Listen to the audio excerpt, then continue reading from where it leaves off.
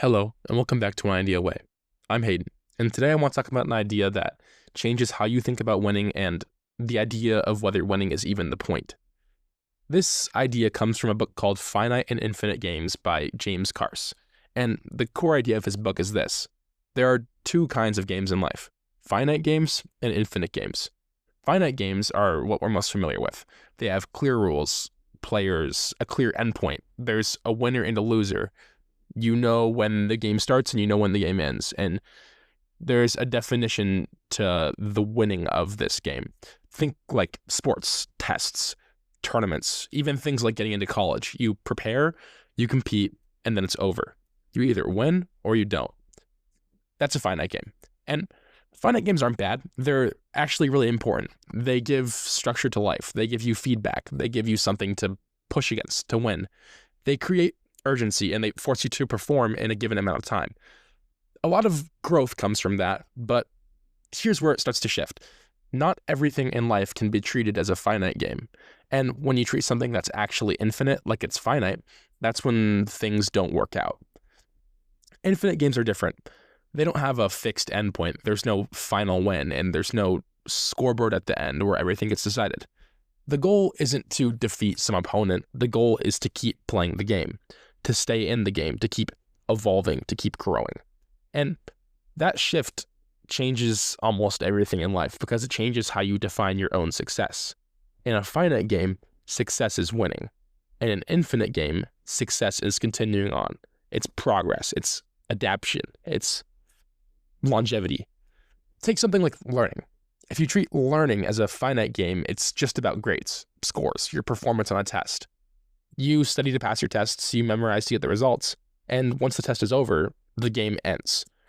You forget all this information. But if you treat learning as an infinite game, it's something else. You're not trying to win at learning. You're trying to understand more over time. You're trying to stay curious, to keep improving in life. There's no final point in learning where you've won, and that changes the attitude around learning. You ask different sorts of questions in class. You focus less on performance and more on depth and understanding. You're less afraid to make mistakes because mistakes don't end the game or give you a worse score. They're just part of continuing your game.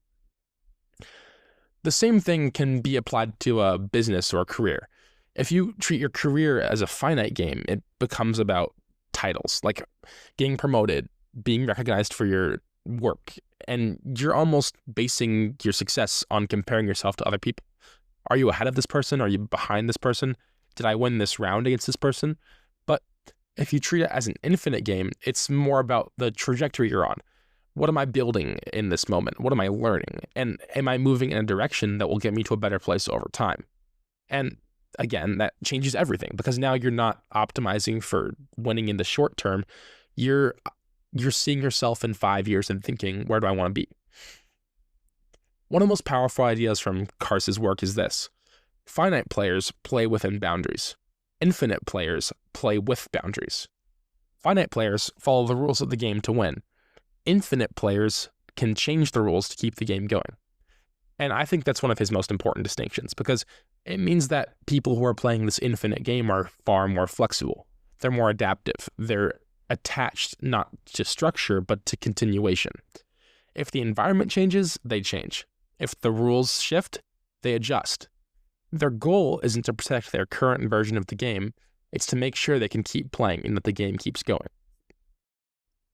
Another idea that stands out in his work is identity. Finite players tie their identity to the outcomes of their finite games. If they win, they're successful. If they lose, they're failures. Their sense of self is tied to performance in their finite game. Infinite players can't do that. Their identity is tied to participation in their infinite game, to growth, to the process itself of growing, which makes them more resilient in a sense because losing a single game doesn't threaten who they are. It's just part of life as a whole.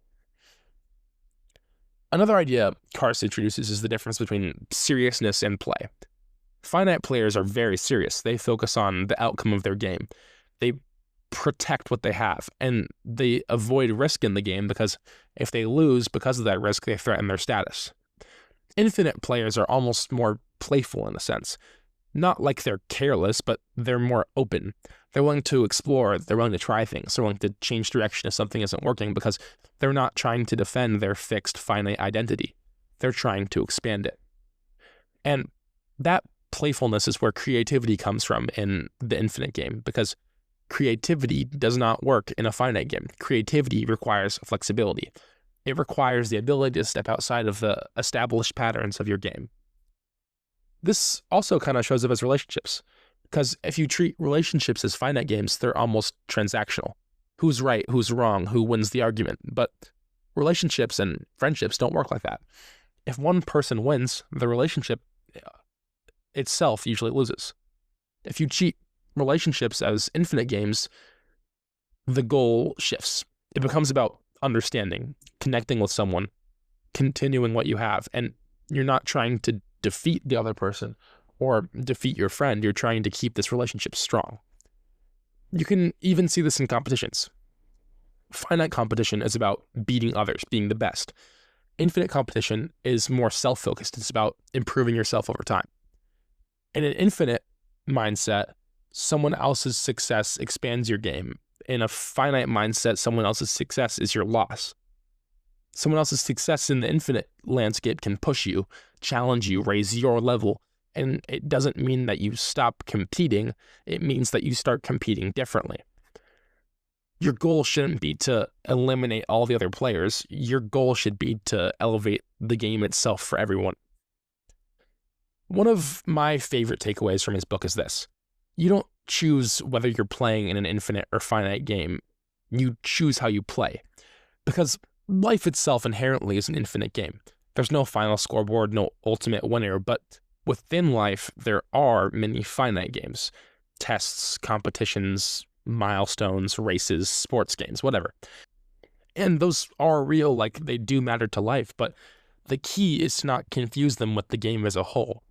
If you treat every moment as the final judgment, the final game, you'll burn out. You become rigid, you avoid risk, and you avoid growing. But if you see those moments as part of a larger ongoing game itself, you stay flexible.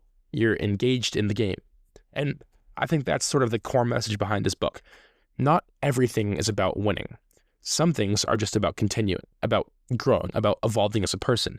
And I think that the most important question you can ask yourself based on this is, what game am I playing? Is this something I'm trying to win, or is it something I'm trying to keep going? Because your answer to that question shapes almost everything.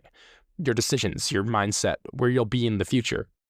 Finite games give you structure. Infinite games give you meaning. And learning to balance the two is probably one of the most important skills you can develop for your career and for your life in general. Thanks for listening.